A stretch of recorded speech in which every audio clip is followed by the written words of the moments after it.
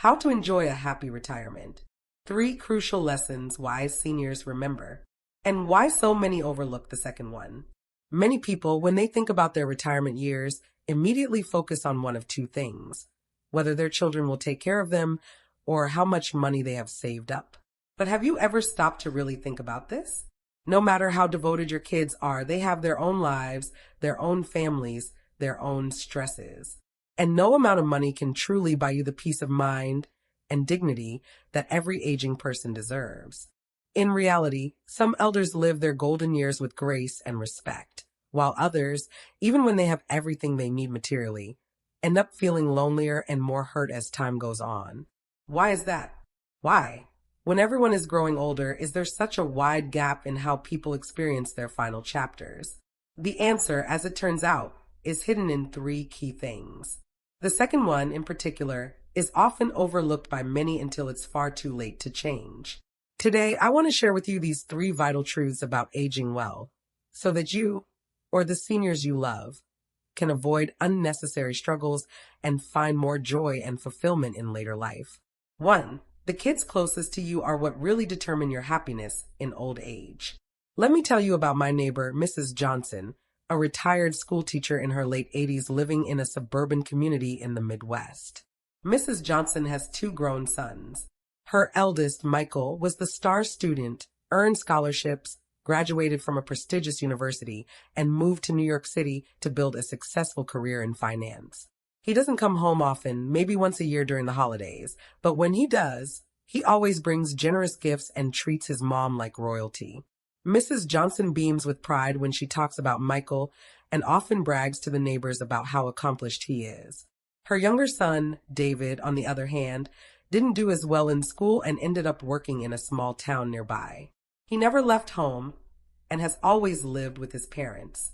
He doesn't make much money, but he takes care of all the household chores, cooking, cleaning, grocery shopping, and drives his parents to doctor's appointments. On weekends and holidays, he makes sure to take them to the park or on little outings. Mrs. Johnson, however, tends to overlook David's daily efforts. She often complains that he doesn't earn enough and nags him for not contributing more financially. Meanwhile, Michael can do no wrong in her eyes, even if he barely spends time with her. When Michael visits, he lounges on the couch and watches TV, barely helping in the kitchen, but Mrs. Johnson praises him endlessly. One winter, Mrs. Johnson slipped on the icy driveway and broke her hip. She was hospitalized for weeks. In those vulnerable moments, she desperately wanted to see Michael, but he was too busy with work and traveling for business. He kept postponing his visit. David, however, took a leave of absence from his job and stayed by her side, making sure she had everything she needed. After this experience, Mrs. Johnson finally realized that while Michael had the money and success, he wasn't really there when it counted. David might not be wealthy, but he was the one who truly cared and supported the family every day. She learned that the child who lives closest to you, who shares your daily life, is often the one who brings the greatest peace and happiness in old age. 2. Parental favoritism is the greatest threat to family harmony and a happy retirement. The greatest tragedy in many families is not external conflicts, but the fractures caused by parents showing favoritism. When parents unfairly favor one child over another, it breeds resentment, jealousy, and lasting bitterness among siblings. This kind of division is a recipe for disaster, not just emotionally, but financially and practically. I recall reading about a woman in her 80s from a small town in the Midwest. Let's call her Mrs. Carter. She had 4 children and always showed clear favoritism toward her youngest son, who struggled with employment and responsibility. She would secretly give him extra money, cover his bills, and defend him against his siblings' complaints. Meanwhile, her other 3 children worked hard and were often ignored. 2 years ago, Mrs. Carter received a substantial settlement from a property sale, nearly $1 million. Instead of dividing it equally, she decided to give the majority to her youngest son, while the other 3 received much less. This unequal distribution tore the family apart. The younger son quickly squandered the money and fell into debt, forcing the family to sell the family home and move into smaller rentals.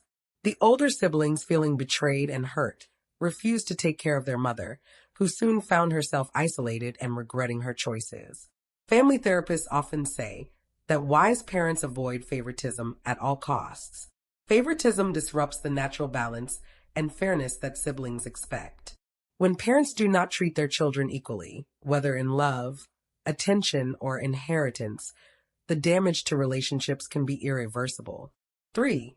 True wisdom comes from learning how to relate to your children with respect, boundaries, and realistic expectations. A truly wise elder understands that their relationship with their children is a two-way street. It requires respect, patience, and sometimes a bit of distance. This includes respecting your children's lifestyle choices, understanding their limitations, and maintaining healthy boundaries, especially when it comes to money. For instance, it's important for seniors not to expect one child to bear the entire burden of care, especially if that child is struggling financially or emotionally. Instead, encourage all your children to contribute in whatever way they can, whether it's time, money, or support. This balanced approach keeps siblings united and avoids resentment. Moreover, elders should avoid oversharing every detail of their finances with their children. Sometimes full transparency can spark jealousy or misunderstandings among siblings. Keeping some financial information private can help maintain peace and also protect the elders' independence, giving them control over their own life choices without having to constantly ask for help. So, are you ready to plan for a peaceful, respectful, and happy retirement? Let's be honest, no one can guarantee that your kids will be perfect caretakers or that you'll have a fortune saved. But the secret to a happy retirement lies much deeper than money or appearances. It's about cultivating real, loving relationships, fostering fairness and balance among family members, and understanding that your own attitude and wisdom play a crucial role. Author and philosopher Ralph Waldo Emerson once said, "The only person you are destined to become is the person you decide to be." Your happiness in old age depends largely on how you prepare, emotionally, relationally, and practically, long before you ever reach that stage. It's never too early or too late to start building a retirement filled with respect, dignity, and love. Remember these 3 lessons. Cherish the children who stand by you. Avoid playing favorites, and keep a healthy, respectful relationship with your loved ones. If you do, you'll find that even the simplest life can be the happiest one.